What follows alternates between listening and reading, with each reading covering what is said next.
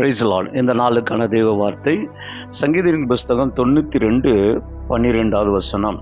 நீதிமான் பனையை போல செழித்து லீபனோனில் உள்ள கேதுருவை போல வளருவான்.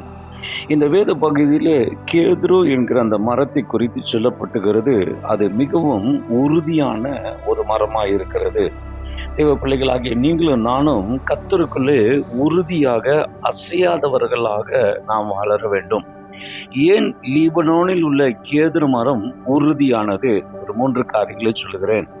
சங்கீதம் 104:16 வசனத்தை நீங்க வாசிக்கும் போது அந்த மரமானது சாரத்தினாலே நிறைந்திருக்கும், அதாவது ஈரத்தினாலே நிறைந்திருக்கும். அப்படி நிறைந்திருக்கும் போது கனி கொடுப்பதற்கான எல்லா ப்ரொவிஷனும் தேவன் அதற்குள்ளே வைத்திருக்கிறார்.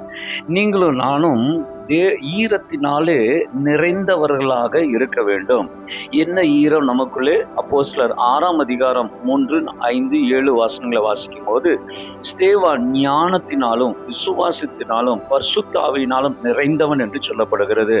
அப்போ நீங்களும் நானும் இதில் நாம் நிறைந்து இருப்போம் என்றால் நிச்சயமாகவே நம்முடைய மரம் சாரத்தினாலே நிறைந்திருக்கும். இரண்டாவது, இந்த லீபனோன் மரம் ஓசியா 14:5 வசனத்தின் அடிப்படையில் வேர் விசாலமாய் போகும் என்று சொல்லுகிறது. அப்படின்றால் என்றால் ஆழமாக போகும். விசாலமாக நம்முடைய வாழ்க்கை வளர வேண்டும் என்று தேவன் விரும்புகிறார். எதிலே விசுவாசம்? கிறிஸ்துவிலே வேரூன்றி நிற்பது, அன்பிலே வேறு கொண்டு இருப்பது, பரிசுத்தத்திலே வேறு கொண்டு இருப்பது, வசனத்திலே வேறு கொண்டு இருப்பது. இப்படிப்பட்ட வேரூன்றி விசாலமாய் நாம் வளருவோம் என்றால் நம்முடைய மரமானது உறுதியுள்ள ஒரு மரமாக கர்த்தர் அதை மாற்றுகிறவராக இருக்கிறார். மூன்றாவது, இந்த கேதுரு மரம், அதாவது லீபனோனில் உள்ள கேதுரு மரமானது கரையான் அழிக்காத ஒன்றாய் இருக்கிறது. ஏனென்றால் அந்த மரத்தினுடைய பட்டையிலே ஒரு தைலம் இருக்கிறது. அது இட்ஸ் அ பொட்டானிக்கல், அதாவது அது ஒரு தாவரவியல் சம்பந்த ஒரு தைலம்.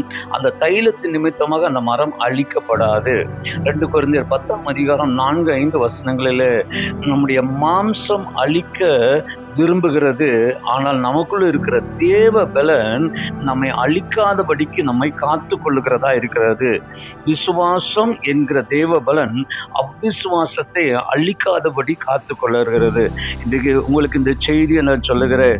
நாம் கேதுரு மரபல லீபனோனில் கேதுருவை போல உறுதியாக இருக்க கர்த்தர் உதவி செய்வாராக.